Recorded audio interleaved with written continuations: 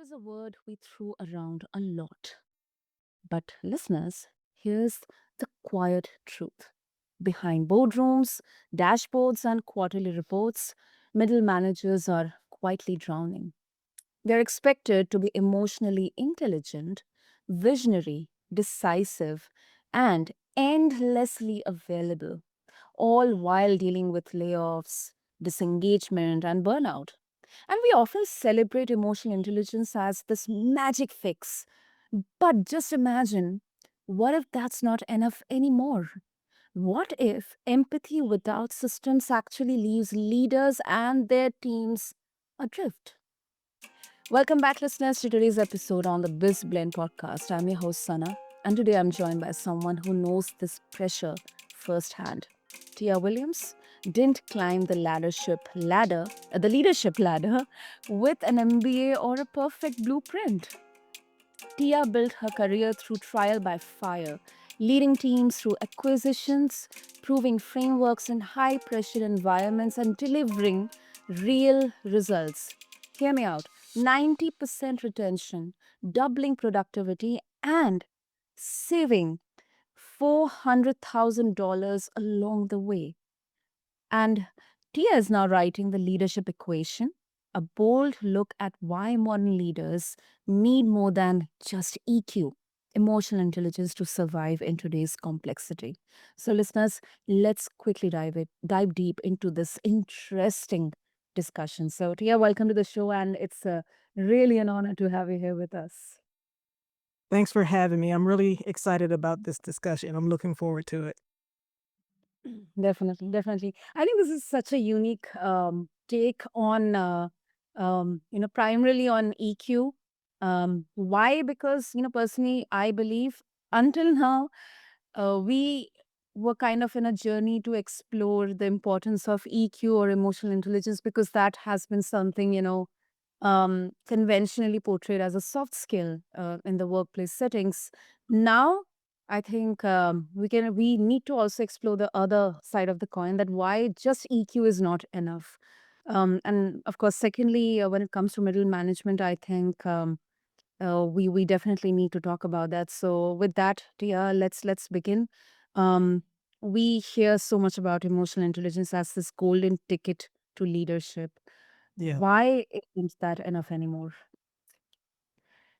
Well, things have really changed. First off, if you think about how leadership has evolved over time, we're dealing with a lot higher pressures. We're dealing with environments that are moving really rapidly. If you think about VC backed environments, you think about tech, and all these industries, everything is moving quickly.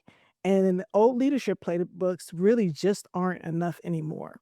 Now, when it comes to EQ specifically, I don't want anybody to be confused. EQ is important. EQ is a foundational skill, but we need to evolve beyond EQ because EQ is really about self awareness. It's about understanding the emotions of others. But if you look at the real definition of EQ, it's about Mhm. awareness, it's not about action. So we need to evolve beyond that into relational intelligence. And relational intelligence is about taking action on the emotions that you've become aware of. And it's about navigating the complex web of cross-functional organizations to be able to get work done. Hmm. That's quite crisp and clear. So, correct me if I wrong, if I'm wrong, Tia. So it basically means that we know the theory, but the gap is exactly where this is not practiced, or the practical itself is kind of having that gray area, or it's kind of a low hanging fruit in there that is not discussed or talked about, right? Yeah, yeah. So essentially, if you think about it like this, in practice, there are a lot of leaders that have gone through EQ training. And as part of that, a lot of organizations have leaders with really high EQ. The engagement scores are really high, but Mm. productivity is lacking. Accountability is lacking. So a lot of organizations are starting to find that EQ alone is not enough, that they're still not able to meet the strategic objectives that they're targeting because these leaders are missing this particular skill, right? There's a gap there, and relationship intelligence fills that gap. Now, I think a lot of experts are realizing this, and what they're doing is they're trying to take, relational skills or pieces of skills and put them into a box with EQ, as opposed to saying, "Hey, EQ was step 1. Now we really need to think more broadly about, relational intelligence, and how we navigate these really complex organizations and how leaders take action.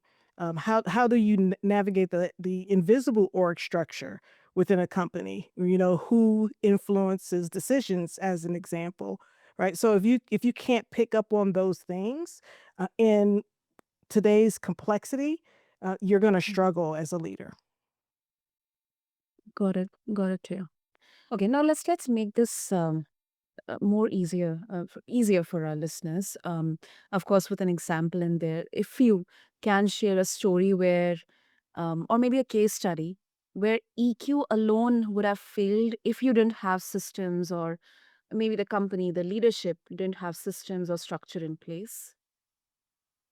Yeah, I can actually give you an example from my own experience. I actually was tapped to lead a integration, M&A integration, post acquisition, and Mm.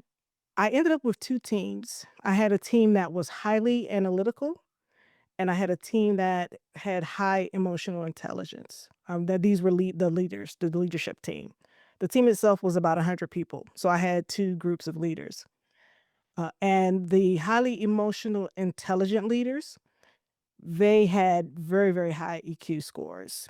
They connected with their teams really well, and you know they did all of the things that you traditionally think of someone who's highly emotional intelligent. They did all of those things really well, but Mm. their teams and where they fell short was in accountability. Their team's projects had more of a tendency to be late. They had a tendency to, um, be too empathetic. And what I mean by that is, they weren't holding their team members accountable. They actually had a tendency to, extend deadlines, trying to be helpful as opposed to saying, "Hey, we have deadlines for a reason. We can't just keep moving we can't keep moving the goalpost," as an Mm. example, right? So, that's a quick example of, those highly emotionally intelligent leaders. Now, the analytical leaders, they actually had the opposite problem. They were great at their teams finishing their projects on time. They, Yes. had their teams were accountable, and the challenge I had with them was the opposite, right? Their teams felt like they were too rigid, that they weren't empathetic to whatever the employee might be going through on a personal or professional level. And so what I actually ended up doing was integrating the two. I had to teach both sides to integrate both emotional intelligence and that analytical thinking together. Mhm. And that is in essence the basis of my equation or my formula, right? My framework. It's the leadership equation, and it's bringing the first part of it is bringing together that relational intelligence and analytical intelligence, because as modern leaders you need both. Wow. Like, dear, I really get that. I do really get that. And first of all, I think it's such a complex, like, it's kind of a difficult to balance both of these, Yes. because until now we have seen either of the extremes. um But then, and this is something personally I also, I discuss this a lot with whether it's my team members or partners, um, that I am empathetic. I hear you. Uh, I understand that you have some kind of personal or maybe professional gaps in there. But then when it comes to the hard realities, the numbers, the deliverables, the expectations, I think it's better to be direct than to sugarcoat everything. So it's Yes. like, having that hard, strict teacher who is equally empathetic. However, Yes. they'll definitely guide you to set on the right path. Yes, absolutely.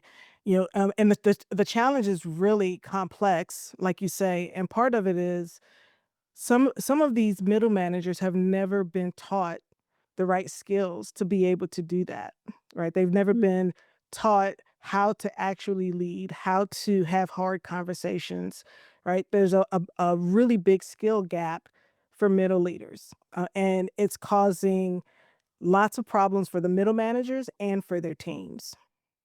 Hmm.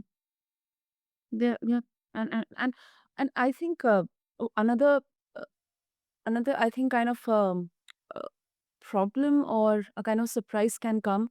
So, for example, if a team member is having a perception of their manager as somebody who is empathetic, sensitive, not sensitive in the sense they are easy to work with, um, they can be approached very easily, but then there's a sudden shift in terms of approaching from a work perspective. Let's say in scenario team member is not able to perform or not able to work as per the expectations, then if there's a change in the kind of the discussion, then that's kind of a setback for the team member. It demotivates, and then there's a whole discussion around the communication gap, the kind of trust issues, and I think that relationship really really gets damaged in there. So yeah, this is real, this is real. Yeah, and I think that there's a way to do that, right? So a big part of it is the foundation. Do you have the right foundation in terms of a relationship with your employees? Hmm. That's the number one, because even when you have to give bad news, or even if you have to communicate in a hard conversation, if you have the right relationship, you built up psychological safety, you've done all of those relational things, that means you have built up equity, right? And that equity is something that you can use to help you have that hard conversation with the person. And it becomes about how you communicate, right? So, hey, look, here are the things that you're doing right. But we have this challenge, and we need to figure out how to help you grow, right? Because it's an opportunity for growth. So Yeah. how you have the conversation is just as important as having the conversation itself. I've had to have that conversation with lots of employees through the years, and the most successful conversations are the ones where you approach it as, yes, this is a challenge, but this is an opportunity, and I'm here to Mm. help you, right? Through this. I'm here to guide you through this, so that we make the best of that situation. And I've had many employees turn around from bad employees to being excellent employees, because of the way that that conversation was handled.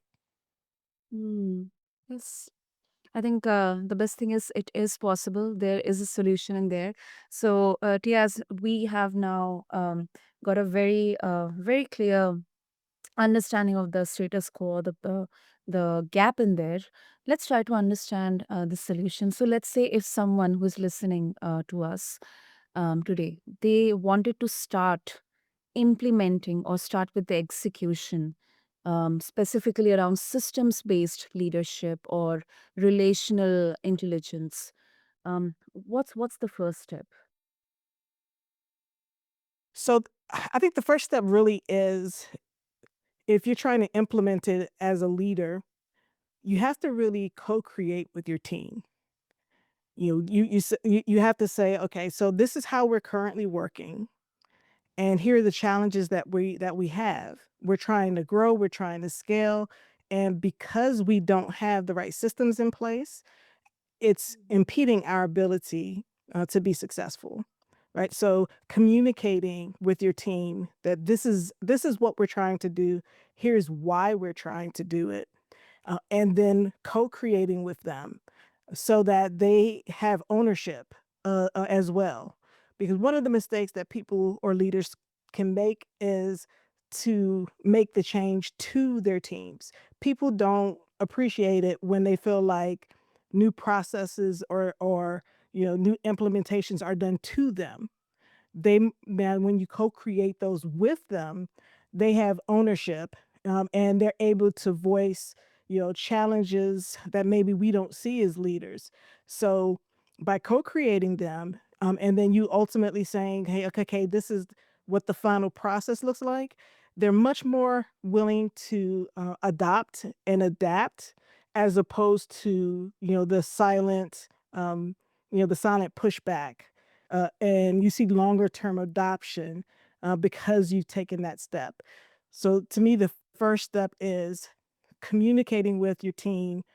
This is what we're trying to achieve. Here's the challenge. Here's what's holding us back from meeting our ultimate objectives. Like long term, we want to continue to grow.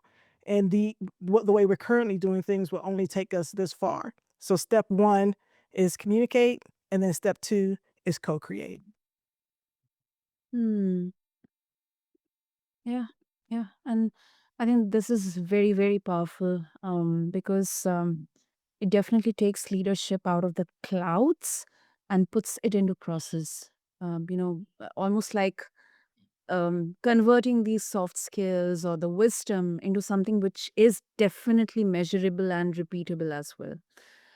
Instead Exactly, of exactly. just, words like inspiring people or you are a part of this family and all that. So definitely, definitely, Tia. And uh, Before we wrap up, I think we need to address this a bit of a skepticism, or I would say a bit of a nuance in there that through this, are we over engineering leadership here? Like, if we need frameworks, formulas, analytical approach, equations, aren't we turning managers into machines instead of humans?